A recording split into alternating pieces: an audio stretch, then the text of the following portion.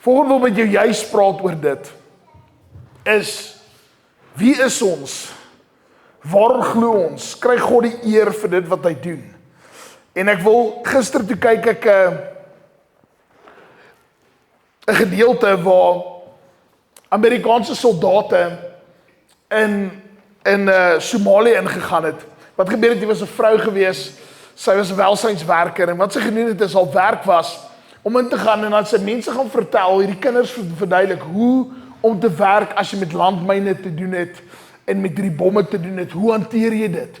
So het sy haar lewe opgegee in Somalië, waar sy weet, daar pirates is, en mense kan haar afvang en haar doodmaak, het sy en haar familie so toe getrek, om hierdie mense uit Amerika uit, om vir kinders te gaan verduidelik, hoe met dit te werk. En op 'n plek, bly sy die redelike veiliger kant van Somalië, nie dat Somalië veilig is nie, maar die veiliger kant van Somalië, en langs die kort, miskien sou hulle, as ek haar naam nou noem, sou julle dalk weet wie dit is. En terwyl hulle besig is met hierdie gedeeltes, moet sy baie nader aan die kant werk, waar die pirates is, en sy moet gaan, en sy terugkom met die kar, toe kom sy agter sy 'n ander drywer, en sy dog, hierdie is weird, hierdie het ons hier nou toe gery, nou ry aanhou ons huis toe, hierdie voel nie lekker vir my nie. Maar die aanhou is in 'n gejaag, en sy sê, nee, kom, laat ons inklim, die ou wat saam met haar is, en klim in die kar, en toe hulle ry, 10 minute in, toe hijack hulle. En toe kom hulle agter dat die drywer werk saam met hulle, en hy ry hulle toe, en hulle kidnap hom. Langs die kort, haar naam is Jessica Buchanan. Soos Jessica word toe gekidnap, en sy word toe gevang vir 'n kwessie van 93 dae. 93 dae kom hulle in Amerika en hulle sê, luister, hulle wag vir 'n X-bedrag geld vir hom al te release, of gaan hulle release nie. En Amerika besluit, hulle gaan 24 van hulle top Navy SEAL ouens invat, om haar te gaan uithaal. Van die top ouens, 24 van hulle. En langs die kort is, ek gaan nou nie die hele storie van die preek, gaan nie net hier oor nie, maar probeer iets verduidelik agter dit. En hulle kom in, en hulle infiltreer plek, hierdie mense gee letterlik 'n lewe, hulle begin in 'n geskietgeveg uit, terwyl hulle hierdie plekke kom, druk mense bomme af, en hulle skiet hulle self op, met hulle hierdie harnasse wat hulle het, en hulle jaag hierdie mense in, en dit is chaos wat daar aangaan. En 'n lang storie kort is, kom sy op 'n plek is, waar een van hierdie ouens wat deel is, van die Navy SEALs, hardloop begin lê bo haar, met sy liggaam, om te sê, al skiet hulle haar, sal die eener my skiet, voordat hulle haar lewe vat. En hy geval met sy lewe, daai projek kos Amerika oor die $1 biljoen, om daai uit te sorteer. President Obama daai tyd, hy was die hoof gewees daai tyd, hy sit letterlik en kyk hoe hierdie gedeelte afspeel. Met die vrees in sy gesig, gaan hulle hierdie vrou uitbring. En op die einde sê hulle, as jy gedink het, hulle moes eerder die ransom betaal het en hulle laat uitkom het, dan moet jy die comment op dit. En hy sê hierdie woorde, hulle sê, ons dryf nie handel met 'n terroris nie. En terwyl ek hierdie ding kyk, dink ek, Here, mis ons dit nie dalk in ons geesteslewe nie. Want U het ons lewe gegee, U het ons kom ontdek met die bloed, U lewe neergelê, en terwyl hierdie ouens terugkom, dat dit nie baie meer as $1 biljoen gekos om te doen wat U gedoen het vir ons. U het nie net U soldate ingestuur, U het U self neergelê. U het oor ons kom lê met die hoop dat ons nie doodgaan nie, maar dat ons sal kan lewe. En dit het U lewe gekos. En tog vat ons dit so goedkoop. Dit is so goedkoop. So goedkoop. Meredith het sy boek geskryf wat die beste verkoper is. En in dit het haar gedeelte van haar lewe gekos. Maar weet jy wat het sy gedoen? Sy was bereid om haar lewe te gee vir ander, want dis hoekom sy gedoen het wat sy gedoen het. Niemand het 'n begeerte om Somalia toe te trek, om kindertjies te leer van bomme en hoe om te hanteer en waarmee te werk nie. Niemand het 'n begeerte vir dit nie. Hierdie vrou gee haar lewe vir ander kinders sodat hulle kan lewe. En eendag gee iemand hulle lewe vir haar sodat sy kan lewe. Dis 'n uitroep wat ek glo wat die Here die kerk inroep is dat hy sê, come on, ek roep jou om jou lewe te gee vir ander want ek het reeds my lewe vir jou gegee. Dis 'n uitroep wat die Here die kerk inroep. En wat hy vir jou sê is, hy sê nie jy hoef dit alleen te doen nie. Hy stuur iemand beter as die Navy SEAL saam met jou.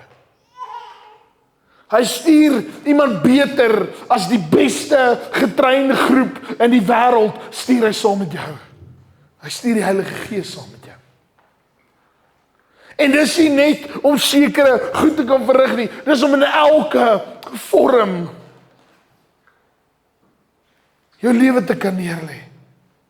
Terwyl ek hierdie goed kyk, dink ek, Here, help ons dat ons sal verstaan, want die wêreld verstaan broederskap en om hulle lewe te gee beter as wat ons as Christene doen. Ons Christene mis dit. Maar die wêreld sien dit raak.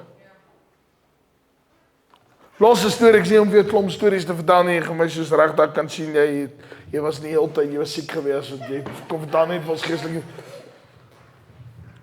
Ander storie wat ek kyk, net na dit.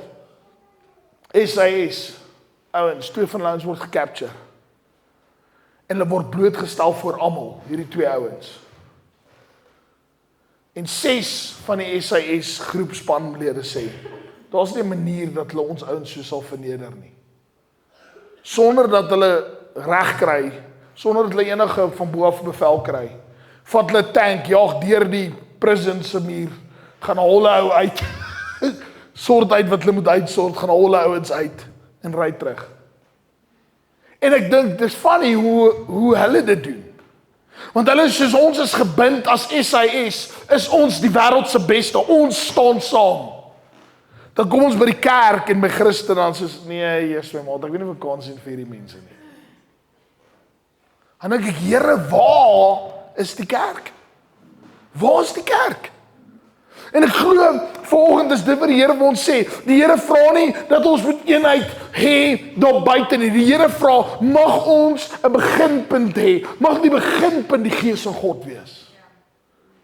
Want hy verduidelik vir ons baie duidelik. Hy sê vir ons, vandag is dit nie dat ons saam geoefen het en saam net gesweet het nie. Tog is ons veronderstel om dit saam te doen. Ons is saam bid, saam dra, saam huil, saam lag, saam lewe. Maar ons het kerk geleer doen van, dit pas my nie. Dis lekker, dis my minder lekker. Ek doen hierdie wil ek nie doen nie. That's not church. Dis die kerk nie. Die legendes, die rede hoekom die evangelie is waar hy is omdat mense na die Gees van God meer geluister het as hulle self. Paulus, dan kom hulle, Jesus dan loop hy man deur, dan slaat hulle vir hom, my man, dan wiks hulle vir hom, nee. Dan net so rukkie later, dan stap hy weer terug in dieselfde plek, en sê, hulle moet nie kom preek, gaan preek hy weer. En soos dit, jy luister nie, doen jy? Maar weet jy wat was Paulus se ding? Daar's iets wat ek meer voor luister as die stem van 'n mens en as die stem van God. Dis dit wat die legendes maak van dit wat, ek probeer maar net inpas. Legendes word altyd gevorm deur die spore wat hulle trap en wat hulle nalat. Ek wil vandag vra, as jy vandag doodgaan, wat los jy na? Want ek wil vir jou sê, moenie dink dat jou geld gaan die familie gelukkig maak. Daar's 'n rede hoekom hulle sê erfgeld is swerfgeld. Jy kan jou kinders al die geld in die wêreld los, dit beteken eintlik niks. Dis alleenlik wanneer jy die Here stel bo alles. Wanneer jy seker maak dat God bo alles gestel word. En wanneer jou kinders leer wat werklik sin maak en saak maak, Dis die Gees van God, wat jy 'n impak maak oor die wêreld vir ewig sal onthou.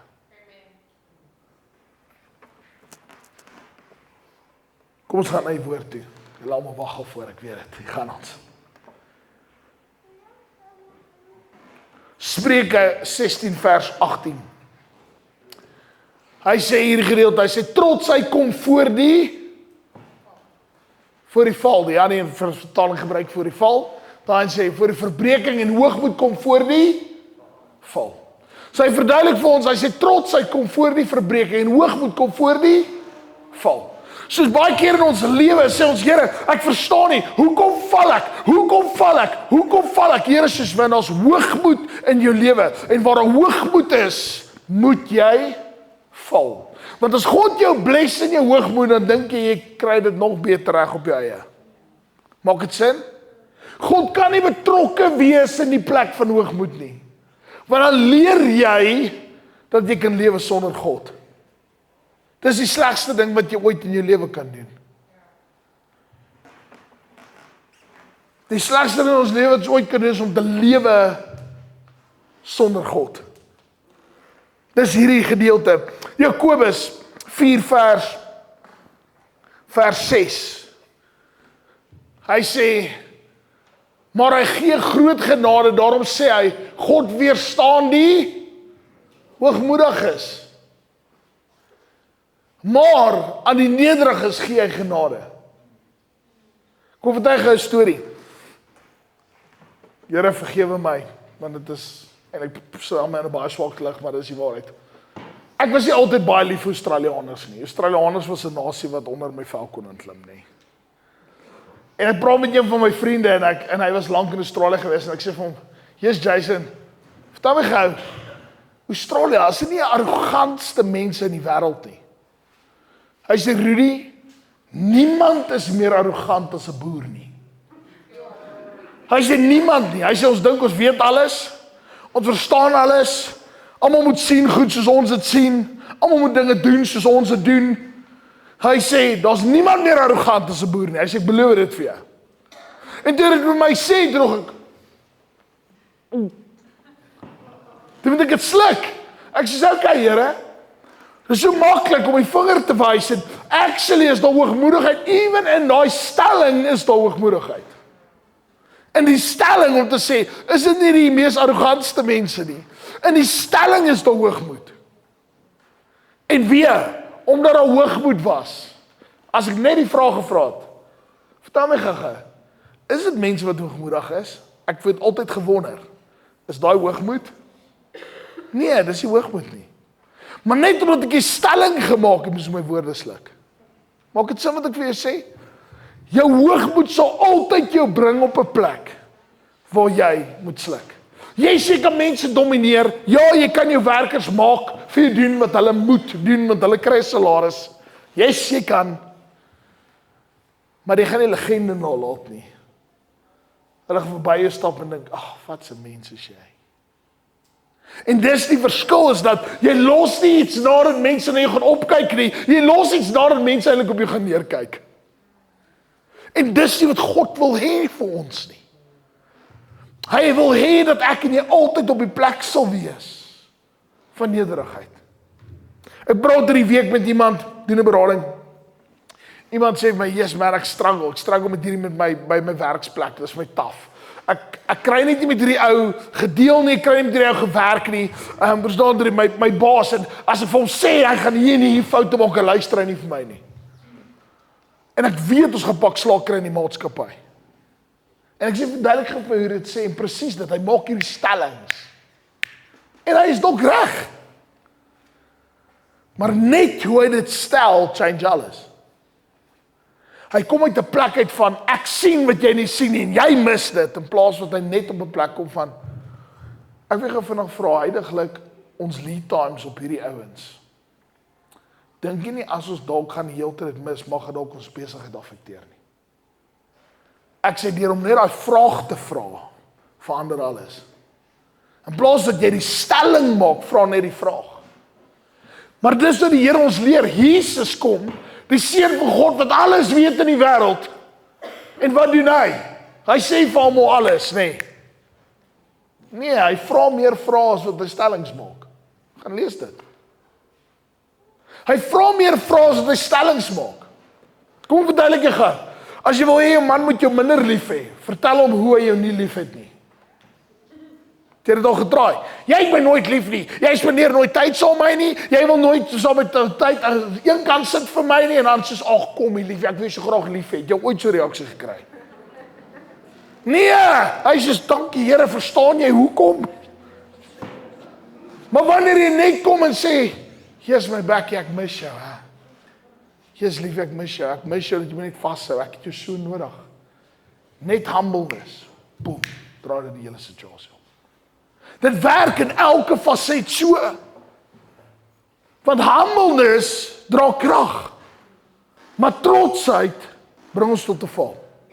En dis hierdie goed wat die Here ons leer. En dit is vanoggend wil ek vir jou sê, dis hoekom die Heilige Gees nie kan doen in jou lewe wat hy moet nie. Want daar is trotsheid, soos God kan nie interfereer met jou nie. Baie keer as ons maar ek voel nie die Here nie. Want ons wil goed op ons eie doen. Raadpleeg om elke oomblik en jy sien hoe vinnig verander dit. Dit is nie so moeilik nie. Mense maak asof daar 'n massiewe ding is en dit is hierdie brug wat moet oorkom word. Dis nie die waarheid nie. Dis nie die waarheid nie. Hy het vir ons meer gegee.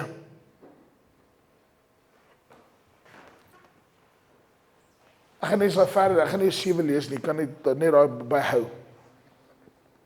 Soos Romeine leer vir ons hierdie gedeelte. As Romeine 8 vers 14, wat almal wat deur die wat gelei word, deur die Gees gelei word, die is kinders van God. Kyk, nou wil ek jou hierdie vraag vra. In jou laaste week, percentage gewys, uit 'n dag uit van 24 uur, kom ons sê jy slaap 8 van daai ure of 6 van daai ure. Kyk, soos kom ons sê jy het jou ander 18 ure of 16 ure wat jy oor het van jou dag. In daai 16 ure, hoe gereeld lei die Gees van God jou?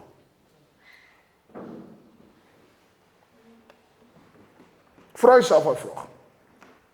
Want die Here sê dis hierdie wat bepaal dat ons kinders van God is. Hy sê dis dit wat maak of jy kind van God is of nie kind van God is nie. Hy sê as jy deur wat gelei word? Deur die Gees van God.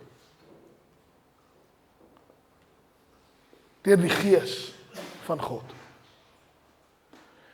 En is dit wat so ongelooflik belangrik is. Maak dit sin vandag? So ek wil vandag vra, word jy deur die Gees van God gelei? Of word jy deur die Gees van jouself gelei? Of word jy deur die Gees van duisternis en kwaad gelei? Wat lei jou? Wat lei jou? Wat lei jou? Want is dit wat die Here van ons sê. Die Here sê, Christendom, die ding is as ons van die Heilige Gees praat, verstaan ons nie, maar dis 'n fisiese persoon. Net soos Jesus 'n persoon was. En ons wil nou leer van die eienskappe. Dis 'n persoon, hy wil saam met jou stap, hy wil met jou praat, hy wil hoor wat jy te sê het, hy wil met jou deel en sê, ja maar die Here ken my hart. Ek mag weet wat in Elrus se lewe aangaan. Alleenlik wanneer hy vir my sê, is wanneer dit eintlik iets beteken. Ek kan sien uit 'n afdag, ek kan teen of weer dit gaan daaroor, ek kan die storie weet, maar alleenlik wat hy met my deel, dan dit bou verhouding. Dieselfde met God. Dis nie waar ek die Here weet, soos nou moet ek stil bly nie. Dit sal dit in jou huwelik afloop. Ilse weet ek moet eet, toe kom ek al vra. Sy weet ek moet koffie drink, soos hy net vir my maak. Come on, mense. Waar gaan dit eendag? Maar ons loop hierdie pad met die Here so. Ons loop hierdie pad. Die Here soek 'n diep verhouding met die kerk. Hy soek 'n diep verhouding met die kerk. En dit is so belangrik dat ons dit nie mis nie. Hy sê want almal wat deur wat gelei word? Die Gees. Soos as ek nie deur die Gees se God gelei word, kan ek 'n kind van die Here wees. Nee, daar is nie 'n plan B nie. Daar is iemand, okay, maar net nou en dan. As ek nou en dan deur die Gees. Ons moet kies en dit is hoekom ons gedoop word. Dis hoekom ons tot bekering kom. So baie mense sê ek het tot bekering gekom. Regtig? Ja, maar ek gaan dit nog so doen. Ek is moeg vir hierdie mense. Daar's te veel ek in ons, dan het ons nog nie tot bekering gekom nie. Dan het ons nog nie tot bekering gekom nie. Bekering is om te sê, ek lê myself neer, sodat God meer kan wees. Maak dit sin? Dis dit. Wat kan ek nou weer sê? Jy gaan nie altyd lus wees om community toe te gaan nie. Gaan nie altyd nie. Vir ons het so koud is. Soos net van, man, ek wil 'n bench watch. Tjoeb. Come on, kerk.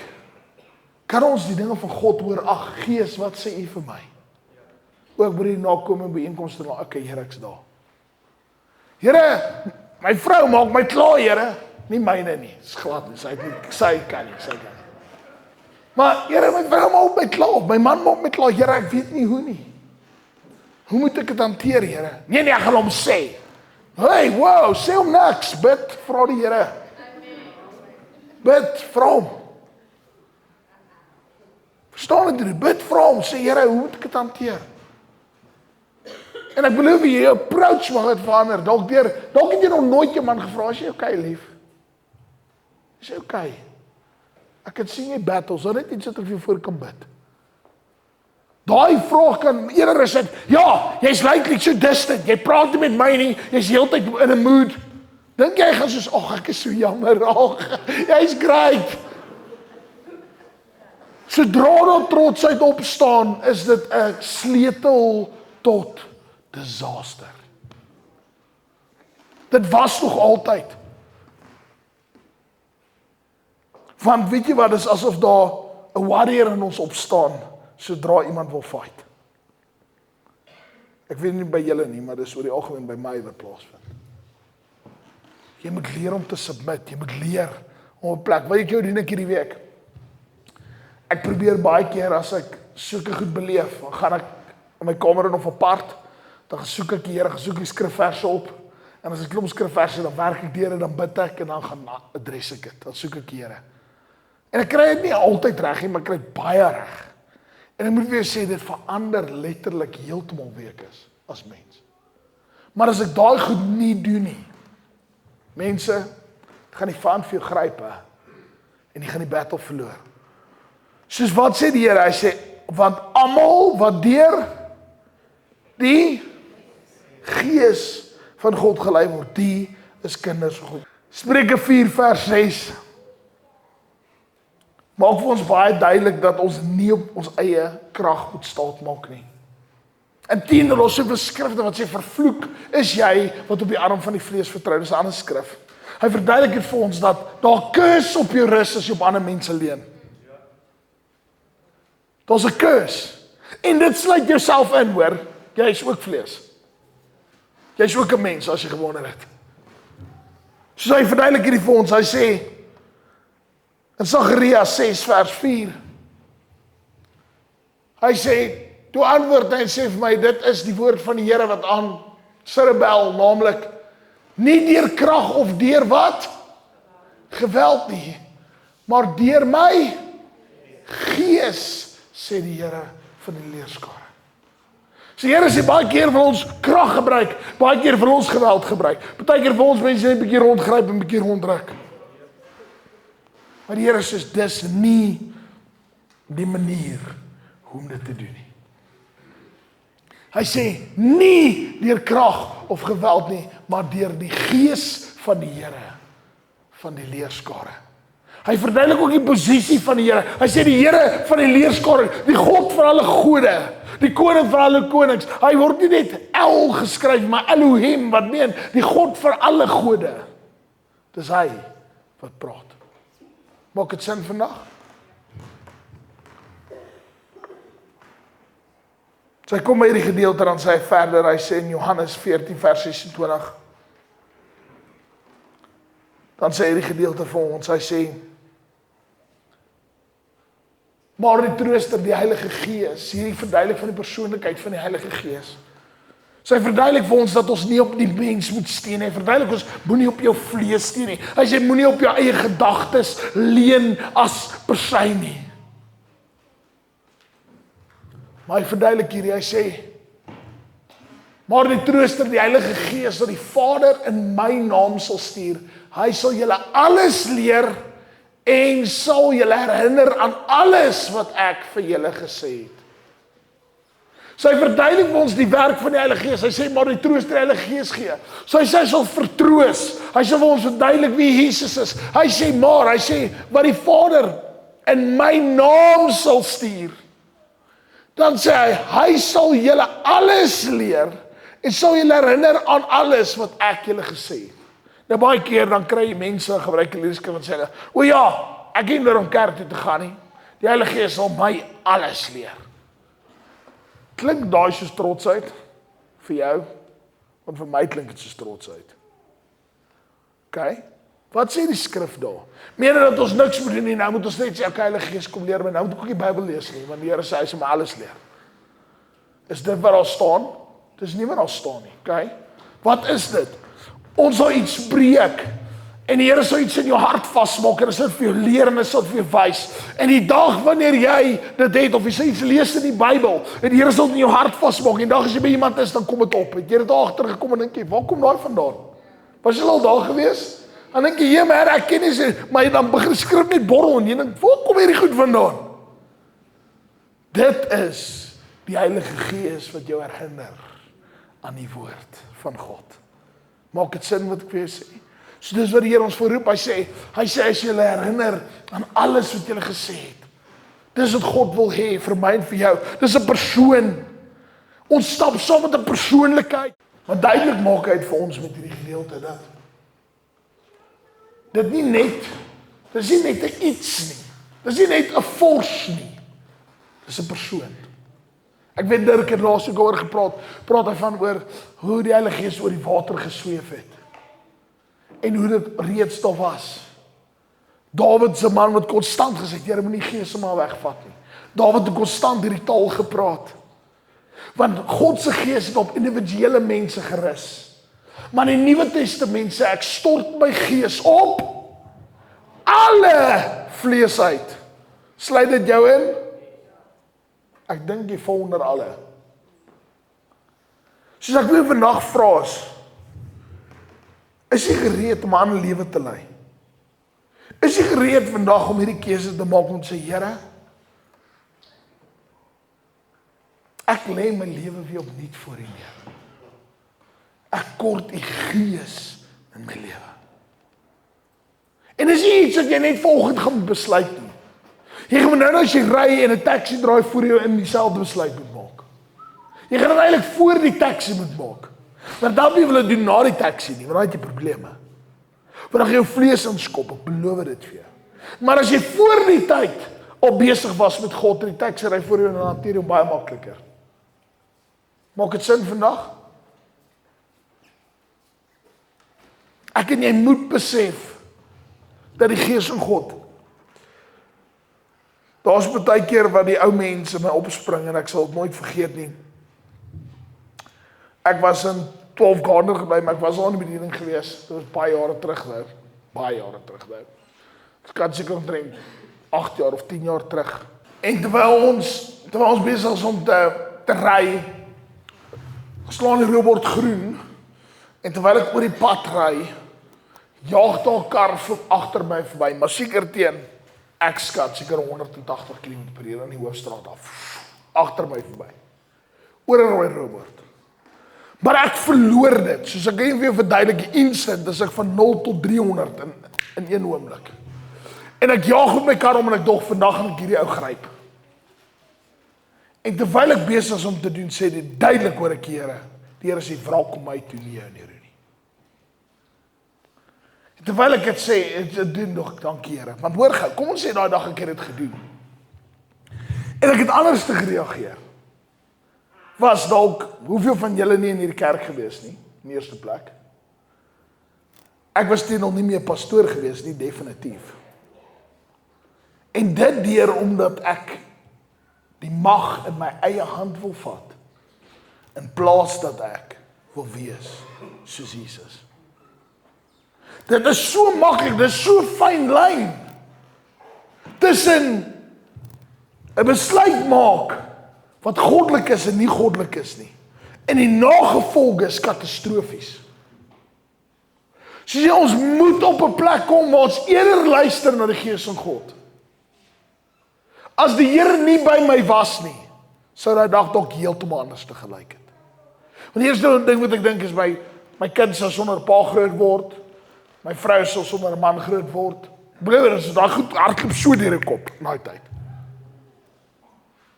En ek besef, ek mis God se hart in dit. Die Here het hier al baie met my gewerk, en die Here het my geleer om beter te deel met goed.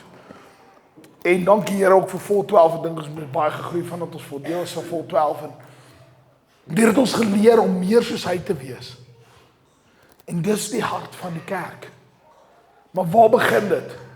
Ons moet wat laat gaan? Ek heb dan gesê, ek gaan nie hy naam noem nie, ek gaan nie. Ons moet trotsheid laat gaan, mense. Daai is die sleutel. As die Here nie met jou praat nie, omdat jy wil doen wat jy wil doen en nie doen wat hy wil hê jy moet doen nie. Ek het een van ons ouens, en ek het dit al genoem, JT.